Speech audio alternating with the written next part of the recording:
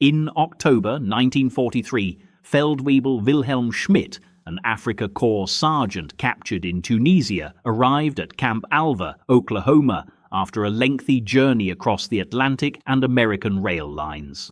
Far from the image of a collapsing nation propagated by German films, he observed endless prosperous wheat fields. Upon disembarking the train, Schmidt and other prisoners, including Obergefreiter Hans Müller, noted the surprisingly generous rations, far superior to what they had seen in the Afrika Korps. The casual distribution of Red Cross packages by American guards without inspection unsettled Schmidt more than any interrogation.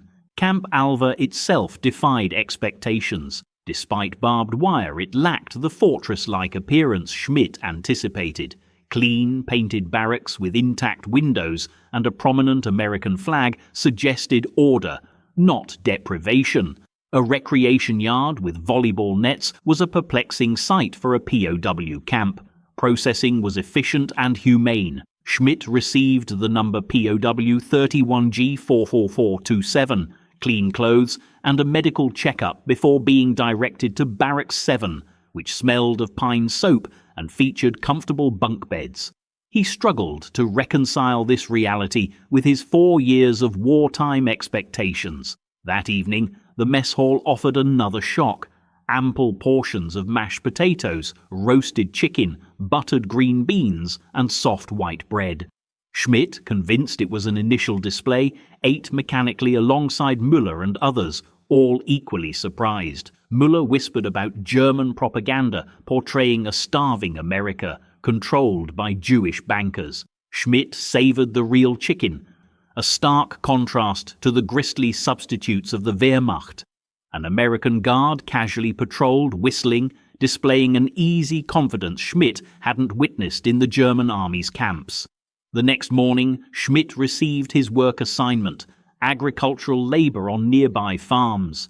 In accordance with the Geneva Convention, he would earn 80 cents a day in camp scrip. He had expected brutal forced labour, but the schedule outlined 8-hour workdays with a lunch break, emphasising fair pay for hard work and loss of privileges for trouble. 2 trucks took Schmidt's detail 15 miles northeast to the Dawson Farm, an 800-acre property. There he witnessed the machine that would shatter his assumptions about American weakness, a massive John Deere Model A tractor and a 12-foot-wide combine harvester. German tractors, used by the wealthy, were temperamental and required constant maintenance. This machine, operated by farmer John Dawson alone, roared to life, its combine efficiently cutting a swath through the wheat field. The reaper blade whirred, channeling stalks into the thresher, grain into a bin, and chaff out the back. Schmidt, along with other prisoners, watched in awe. The combine, moving at 4 miles per hour, cut 12 feet of wheat with each pass. He calculated that a team of a dozen men with scythes would barely harvest 2 acres in a day, while this single machine, operated by one man, would clear 15 acres before lunch. "Mein Gott," Müller breathed, "one farmer."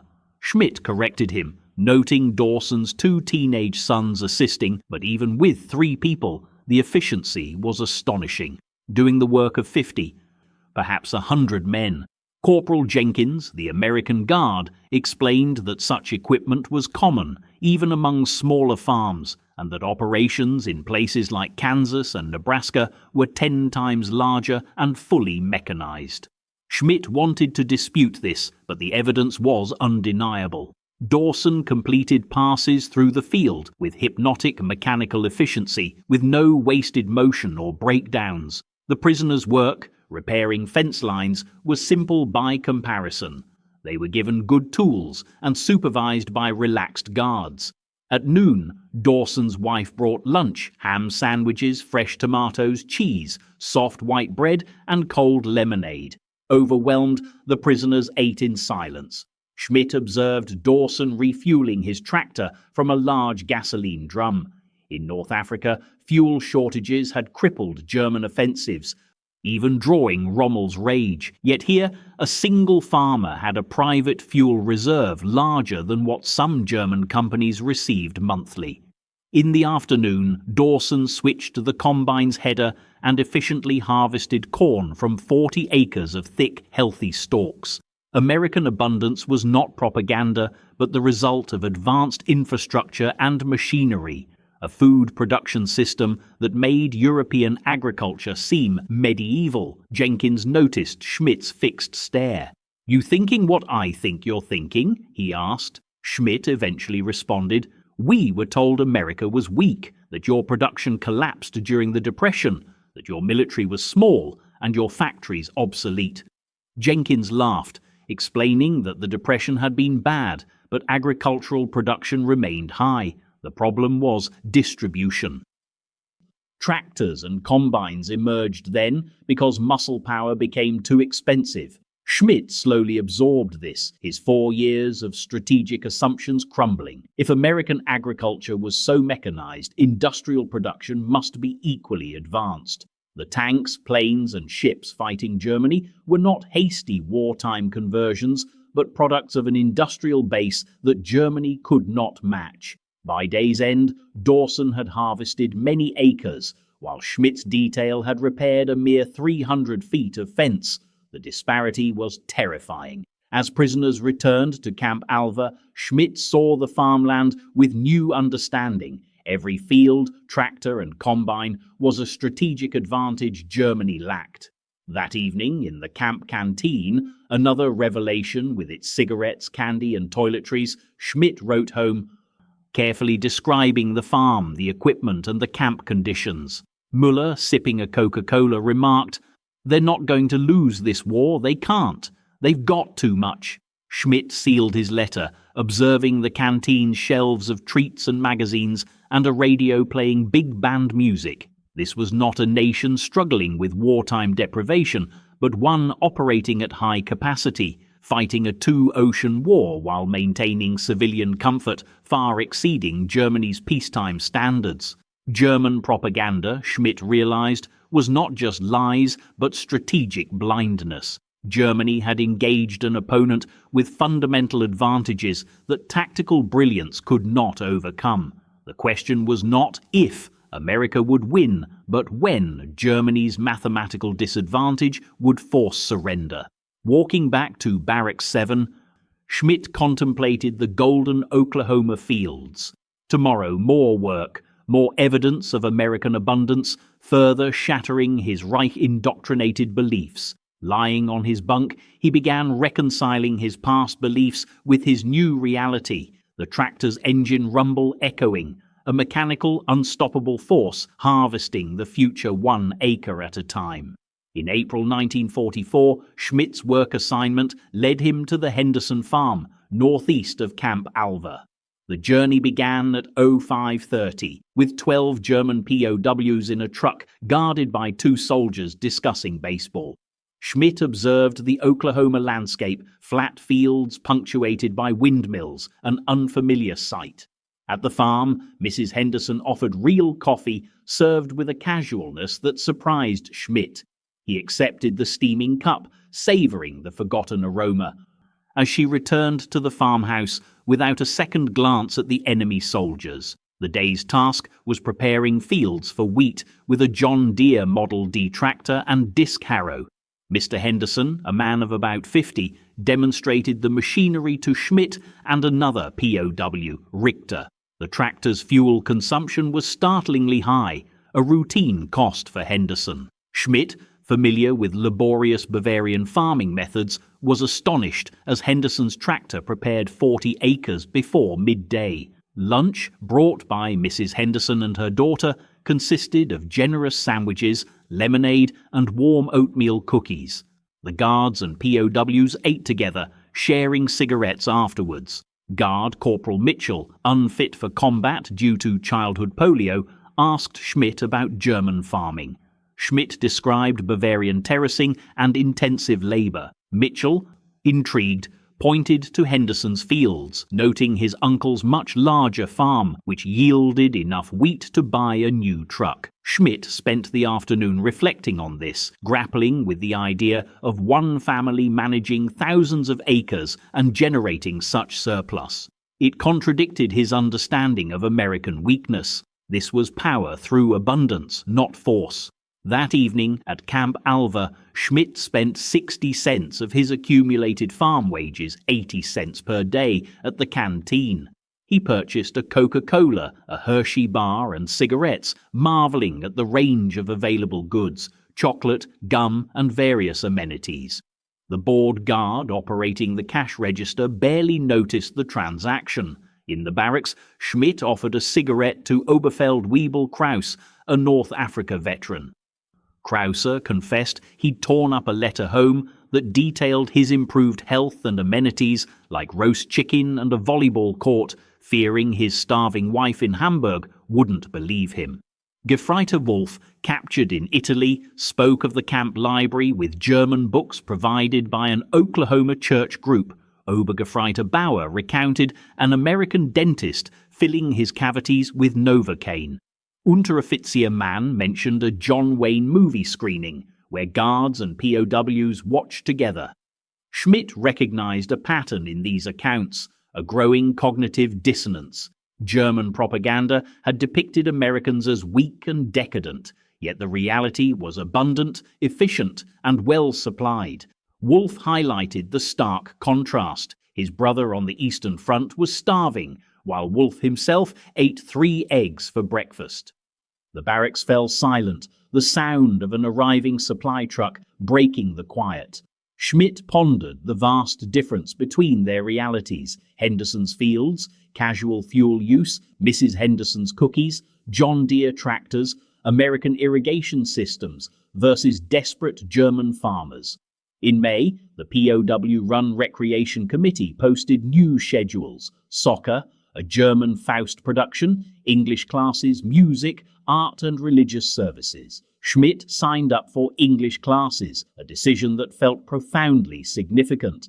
His teacher was Miss Sarah Brennan, a 60-year-old retired schoolteacher who focused on practical conversation. She patiently taught phrases and explained American customs.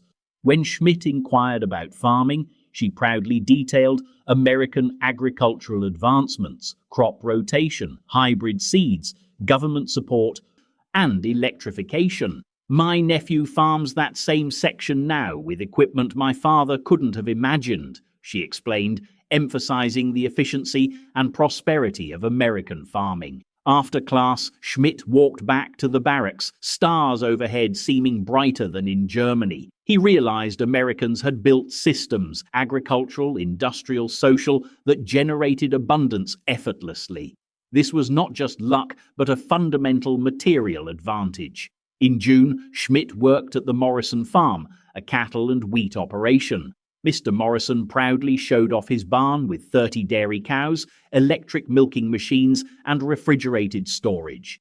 He emphasized milk production, butter churning, all mechanized and efficient, contributing to the war effort by feeding people. Schmidt contrasted this with increasingly desperate German agriculture, where food was scarce even for civilians. Morrison fed his cattle better than many Germans ate, thriving on surplus even during wartime. During lunch on the farmhouse porch, Mrs. Morrison served fried chicken, potato salad, pie, and iced tea, treating the POWs the same as the guards. Schmidt, using his new English, thanked her sincerely. She smiled, stating, "You boys are far from home. Least we can do is feed you proper." That evening, Schmidt wrote to his sister in Munich, carefully omitting details that would be censored or cause undue hope. He mentioned the fair treatment and included $2, half his monthly wages, hoping it would help. He avoided describing the chicken or tractors, truths that simply could not bridge the gap between abundance and scarcity. As summer progressed, barracks discussions became more philosophical. Krauss articulated the growing realization: we were told America was decadent, weak. We see abundance, efficiency, unity. Either our information was wrong, or this is an elaborate deception. I no longer believe it's deception. Wolf started to defend the Führer, but Krauss interjected, "The Führer has never been to Oklahoma. Neither had any of the men who wrote our training materials. They told us what supported their narrative. We're seeing reality. Schmidt, along with most of his comrades, nodded. Defiant voices dwindled, overwhelmed by mounting evidence. By August 1944, Schmidt bought an English dictionary from the canteen, studying nightly and reading American newspapers. Despite censorship, the war's trajectory was clear. Allied advances, liberated cities, Germany being crushed. Schmidt struggled to imagine returning home, unable to reconcile Camp Alva's reality with the war-torn Germany he left behind. How could he explain learning English from a volunteer teacher, earning wages, eating well, or watching movies while his homeland burned? September brought harvest season, with Schmidt's group working 6 days a week, returning exhausted but well-fed. Pay was 80 cents a day, accumulated in camp accounts. Schmidt saved half, spent half, unsure of any currency's future value. One late September morning, Schmidt operated a combine harvester at the Henderson farm. The machine efficiently cut, threshed, and cleaned wheat. Henderson, watching from the tractor, contrasted this with Schmidt's description of laborious Bavarian harvests. "Good machinery helps, no matter where you are," Henderson observed. "After the war, maybe you get equipment like this." Schmidt remained silent, unable to envision a post-war Germany with such resources. He realized the Germany he fought for, the one superior to American abundance, was a fiction. On October the 1st, after the harvest, Henderson held a barn dance. He invited the POWs, offering beer and introducing them to neighbors. Schmidt danced with Mary, Henderson's shy 18-year-old daughter. She asked about Germany, genuinely curious. Schmidt described a picturesque Bavaria, avoiding the grim realities. Walking back to the truck, slightly drunk, Schmidt felt his last resistance crumble. He would survive, perhaps in better condition than those still fighting. He would return to a Germany he no longer recognized, carrying memories of abundance and kindness that could not be reconciled with homeland loyalty.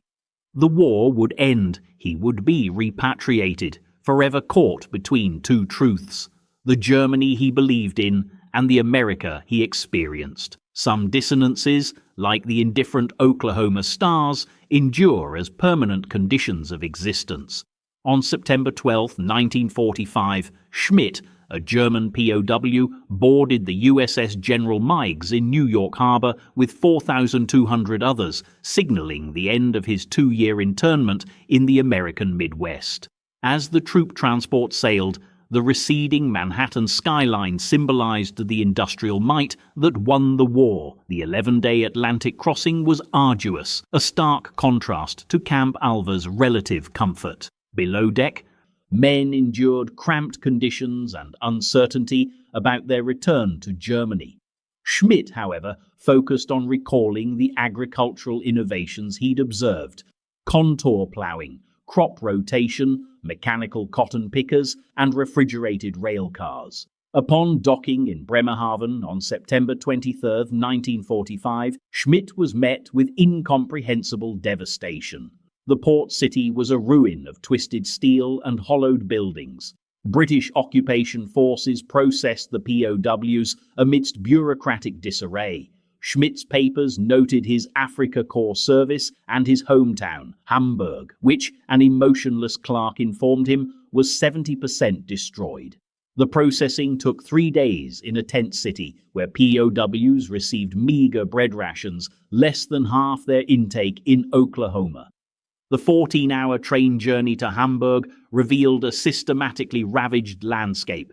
Bremen's historic center firebombed, small towns reduced to rubble, railway junctions cratered, and farmland scarred by tank battles. Refugees, gaunt women and children with meager possessions, crowded stations. The dilapidated train broke down twice, highlighting the pervasive destruction. Hamburg's Hauptbahnhof was unrecognizable. Its iconic glass arches collapsed. Schmidt navigated childhood streets, now canyons of rubble, where Trümmerfrauen, rubble women, cleared paths. His family's apartment in Barmbek was gone, replaced by a debris-filled crater. A neighbor, aged by hunger and stress, directed him to a nearby basement shelter. His mother, appearing 70 at 58, embraced him. His father, a postal clerk, had died in the 1943 firebombing, Operation Gomorrah, that killed 42,000. His younger sister, Maria, survived with her 2 children, sharing a single room with other families. They subsisted on occupation rations and black market bartering. Schmidt's tales of plentiful Camp Alva meals, roast beef, fresh vegetables, ice cream, were met with his sister's accusations of cruel fantasizing, and his mother's tears, whether from relief or grief, he couldn't discern. In October 1945, Schmidt underwent denazification. As a conscript with no party affiliation who surrendered early in the war, he was exonerated, Category 5, and received a whitewash certificate, Persilschein, allowing him to seek employment. Work was scarce, but his agricultural knowledge, gained through 2 years of forced labor he now viewed as informal training, proved invaluable. In January 1946, British occupation authorities, desperate to boost German food production, hired him as an agricultural advisor. His mission: assess and improve farms in the Hamburg hinterland. Schmidt was more shocked by the state of German farms than Hamburg's destruction. Plagued by Nazi-era inefficiencies, they had regressed to 19th-century methods. Tractors were gone, horses slaughtered for food, farmers ploughed by hand or with human-drawn yokes, fertilizers and pesticides were non-existent, yields plummeted to 1880s levels. A wheat field yielding 20 bushels per acre in Oklahoma produced only 7 in Germany. Potato crops rotted from blight that copper sulfate sprays would have controlled in Oklahoma. Schmidt's reports for the British authorities directly incorporated his Camp Alva observations. He advocated for crop rotation, citing Oklahoma farmers' practice of not planting wheat in the same field consecutively. He detailed soil conservation techniques like grass waterways and terracing. He precisely described mechanized equipment, the dimensions of an international harvester cotton picker, the fuel consumption of a farm-all tractor, the capacity of a combine harvester. British agricultural officers, initially skeptical of an ex-enemy soldier, implemented his recommendations on experimental plots. When these plots yielded 20% more, Schmidt's reputation soared. By 1948, Schmidt married Gertrude Hoffmann, a war widow. They established a small farm near Hamburg with occupation credit. He applied every principle learned in Oklahoma: soil pH testing and liming, contour plowing, and a properly ventilated root cellar modeled after Alva's storm cellars. When farmers questioned his methods, he challenged them to compare yields. His wheat production surpassed the regional average by 35%, and potato storage losses, typically 20%, dropped to under 5%. The 1948 Marshall Plan revolutionized German agriculture, bringing American tractors, the same machines Schmidt had operated as a POW. When the first farm-all tractors arrived in Hamburg in July 1948, Schmidt trained German farmers in their use. He, and former enemy captive, was teaching Germans to operate equipment he had learned on. These training sessions in makeshift classrooms attracted farmers across northern Germany. Schmidt demonstrated starting procedures, maintenance, and fuel efficiency, drawing on his extensive Oklahoma experience. Schmidt's farm thrived throughout the 1950s amidst West Germany's Wirtschaftswunder, economic miracle. He expanded to 120 hectares, specializing in sugar beets and wheat, and installed Germany's first mechanized irrigation system in the Hamburg region in 1956, a scaled-down version of Oklahoma's center pivot systems. His 3 sons, born between 1949 and 1955, grew up on a farm resembling American operations. Schmidt taught them English using an old army phrasebook, convinced it would be crucial in the new Europe.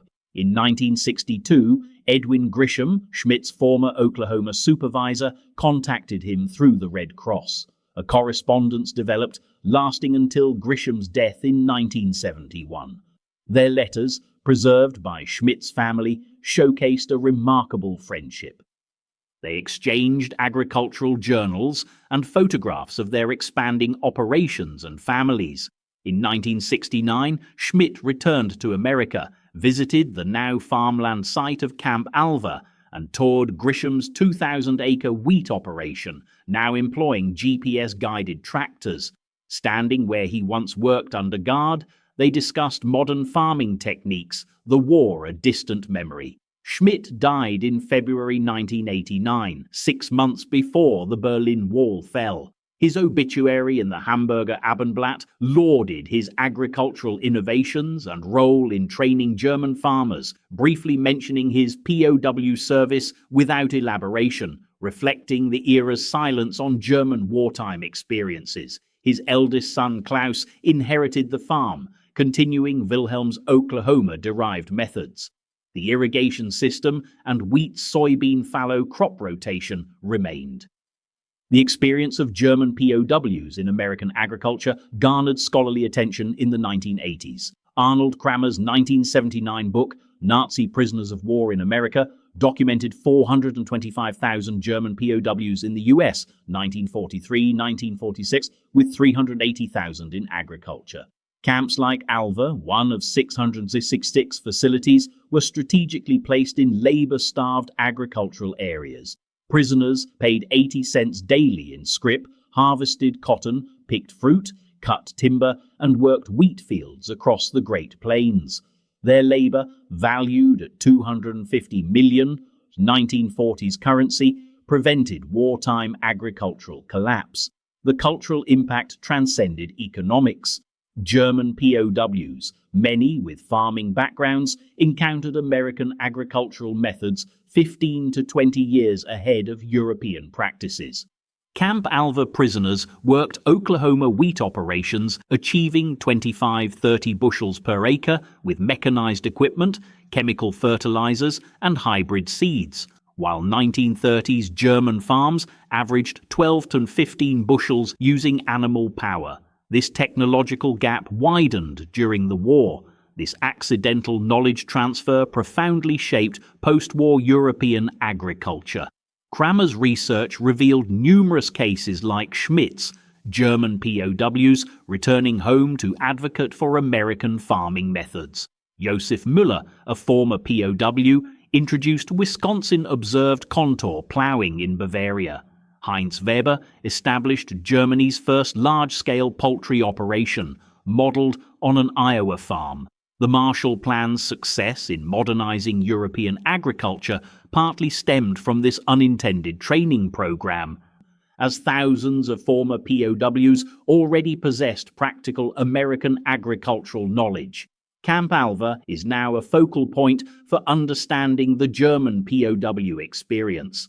A 1988 historical plaque marks the site, and annual commemorations draw descendants of guards and prisoners.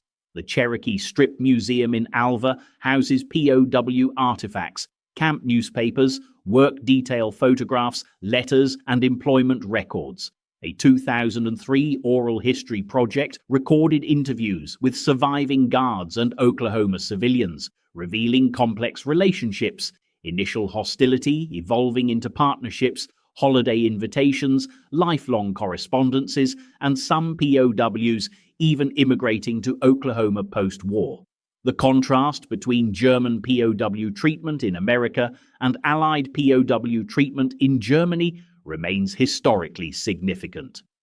American camps provided Geneva Convention-compliant conditions and advanced agricultural education, while German camps brutalized Soviet POWs, 3 million died, and inflicted harsh conditions and forced labor on Western Allied POWs. This asymmetry reflected differing military cultures and America's agricultural abundance versus Germany's severe scarcity. Modern implications extend to contemporary refugee and detention policies.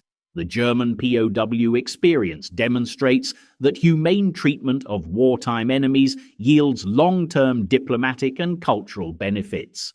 Schmidt's story became part of Germany's post-war reconciliation with the West. Former prisoners, returning with positive impressions of American democracy and economic opportunity, became informal Cold War ambassadors, countering Soviet propaganda and contributing to West Germany's alignment with the West and adoption of American-influenced economic policies. The agricultural legacy endures in German farming communities. Northern German farms still employ American-derived crop rotation, and agricultural universities teach soil conservation techniques first observed by POWs in American wheat fields. The EU's Common Agricultural Policy, established in 1962, incorporated American-style mechanization standards advocated by former POWs like Schmidt.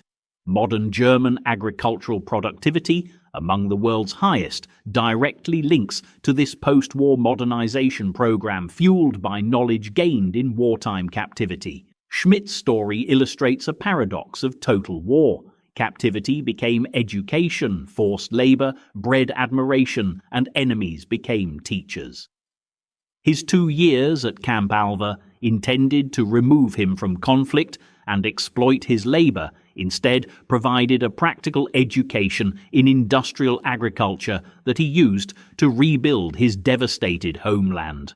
Oklahoma's abundant fields, with their mechanized efficiency, became the model for his post-war farm and his advocacy for modernization. His life bridged 2 worlds, transferring knowledge from victor to vanquished, benefiting his family and nation. The camp that held him captive also unexpectedly set him free.